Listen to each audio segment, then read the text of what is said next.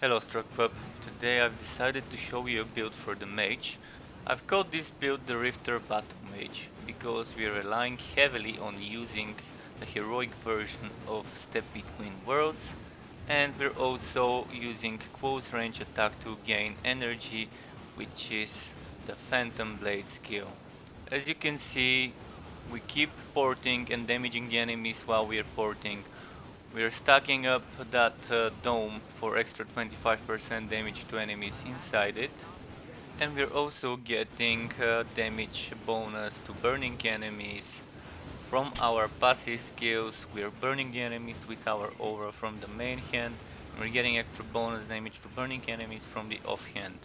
When the enemies get too close, we can either use blinding light to repel them, or we can use our step between worlds to repel anything next to where we land. As you can see, when we focus on elite, it can die pretty quickly. The only problem would be staying in one place for too long may result in you getting hit and then dying, so try to avoid hits, because even one or two can kill you. This build may not be the meta build, but it's all about mobility. It's allowing you to port all the time with such huge amounts of energy. You just keep porting, you keep blasting, you spam the lasers, you spam the tornadoes, you use the dome for extra damage on bosses and elites, and this is how it kind of goes. The gear for this build is using the Bel-Khoradris set due to the bonus for magic damage and making the heroic version of Step Between Two Worlds available.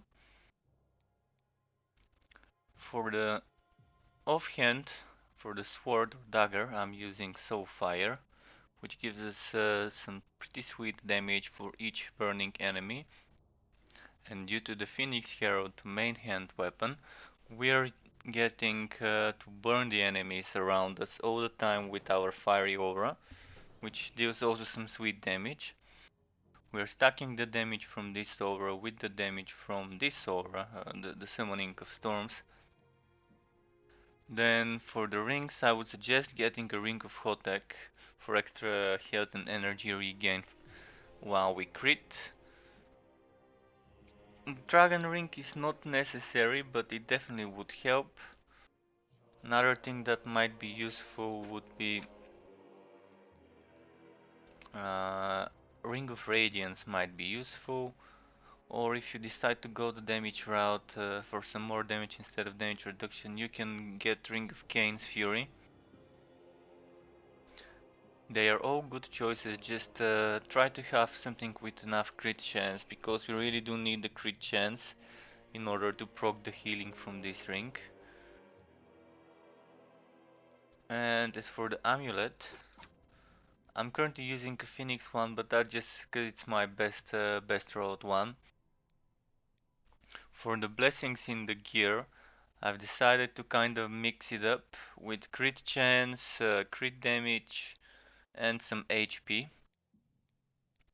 Of course, try to keep your crit chance to kind of like above 45, because you really do want to be critting often with this build. As for the crit damage, you could probably sacrifice some so that you can get some HP, because the build is very squishy.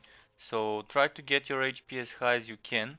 Try to get your crit chance over 45. And then whatever you want you can spend on crit damage or armor piercing, depending what you prefer to stack. There are other options for the weapons and the offhand, but then the build wouldn't be what it is. Maybe for the offhand you can take something like a Rift Eater or Blade of Instability. It would also stack up well. The Rift Eater is probably more magic damage oriented and the build is more damage oriented, but I didn't find this as useful. The Blade of Instability is not a bad choice, but we're kind of almost only using magic damage spells. The only thing that's doing fire is our aura. So the Blade of Instability is more of a weapon for the Dragon Tamer set. So this is it for the gear. Let's show you some of the skills. The skills I've decided to use for the build are simple. First of all, we're using as our energy gaining skill Phantom Blade. And why Phantom Blade when it's a close range skill for the build? The answer is simple. We're always using Step Between Worlds. And when using the Step Between Worlds heroic, there's always enemies around us if you want it to be that way. If we're damaging them via this skill, we're teleporting next to them. When we teleport next to them, we can always use Phantom Blade for some energy gaining. Next off, Etheric Vortex Superior, just to put the enemies under the dome to take some extra damage. This will also slow any projectiles the enemies in there throw, or you can just put it between you and the enemies and let them come to you, but with this build you kind of don't need to do that. Etheric Tornado Mastered. Here for these two slots I've been experimenting. I tried playing with Etheric Orb and Etheric Tornado. I tried playing with Etheric Orb and Etheric Ray. I tried Etheric Tornado and Etheric Ray, and I can tell you one thing. It's good to have Etheric Ray. Now whether you have the Tornado or the Etheric Orb, this is up to you to decide.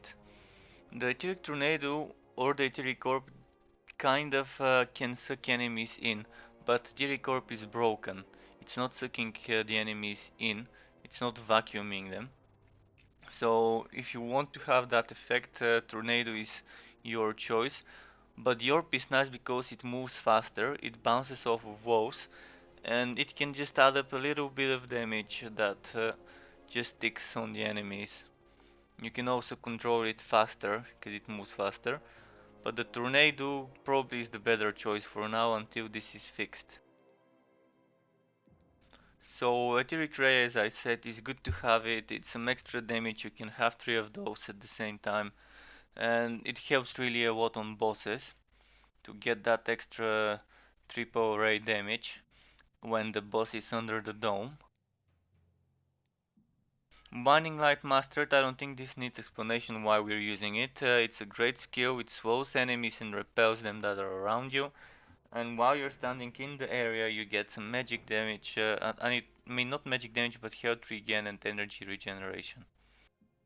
So yeah, you do magic damage, which gets buffed from our set and all our passives we've decided to go for. You regen and you gain some energy. For the 3 passive skill slots in this slot here, I've decided to get burning enemies take more magical damage. Arcane Secrets Mastered. That's extra 40% and it stacks up with the 40% per burning enemy around us from our offhand. Then we have Master of the Wind Superior. Maximum energy of all players is increased. I've only got the superior version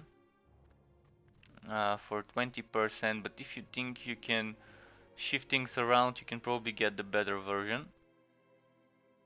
We have 355 energy as it is, even with the superior, so we're fine. Then Quay Shield, consuming energy heals all players.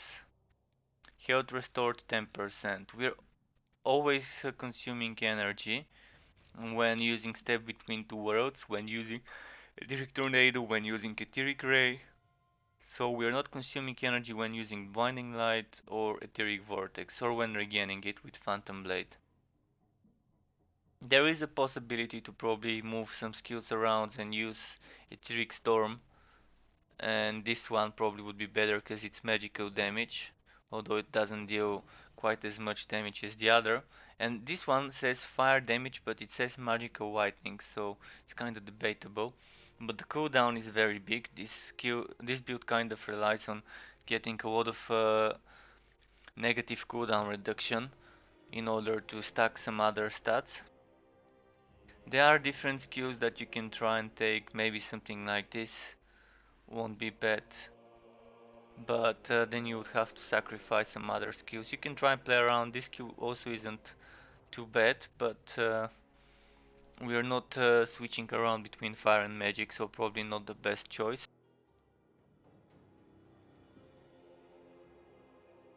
Let's see what else could fit well into the build.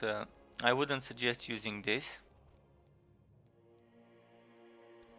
I wouldn't suggest using skills where it relies on you standing static, because we are not standing static all the time. So this kind of sums up a bit of tips for the skills. Now let's move on to showing you the god skills. The god skills are kind of heavily on the right side.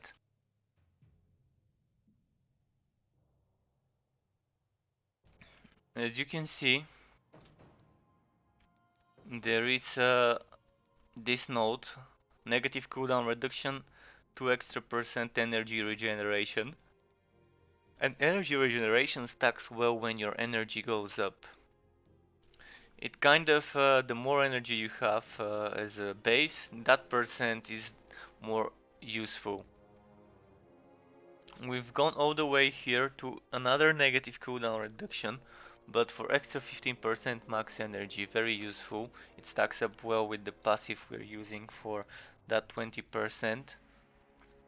You could try and not take this, but if you don't take this, maybe you can get rid of those two nodes and you can take that energy regeneration here, and maybe that bonus damage to champions, or you can probably try and get this extra energy here, 6%. So you can just get rid of those two, get those two as well, and that's an option. Another thing we've got here is negative HP for the price of gaining some cost reduction. And cost reduction goes very well with this build. You can see we've got 20% total. We've got 4% energy regen, 30% bonus damage to champions, 51% max energy from the build without counting the one from the passive skill we're using. Some crit damage, and you can see the cooldowns are suffering 25% penalty. So this is kind of it. We've taken this version and this version of Etheric Storm, but we are not using it. Too long of a cooldown to justify taking it. So this was it for the god skills. Now I can just quickly show you some bit of damage on mobs and bosses in the gameplay demo. As you can see, the enemies are continuously getting hit and burned by my flaming cover once I get next to them. Then there's also the lightning bolts that continuously keep falling from the sky to hit the enemies. Then there's of course the good damage we're getting from spamming Step Between Worlds, which can be spammed without cooldown as long as you have enough energy. And for the boss fight, you would see that I'm kind of not using this dome much. If I were to use the dome to put the boss under it to take extra damage, the boss fight would have gone much faster. As long as you can use those purple lightning rays and the domes all the time and spam some tornadoes whilst maintaining a good balance between dodging and attacking, the boss fights would be pretty fast compared to what I've just done now. I'm not saying this was a slow fight, but it could be always faster, it could be better. Once someone learns how to handle the build, they would be kind of able to rush a boss fight pretty quickly.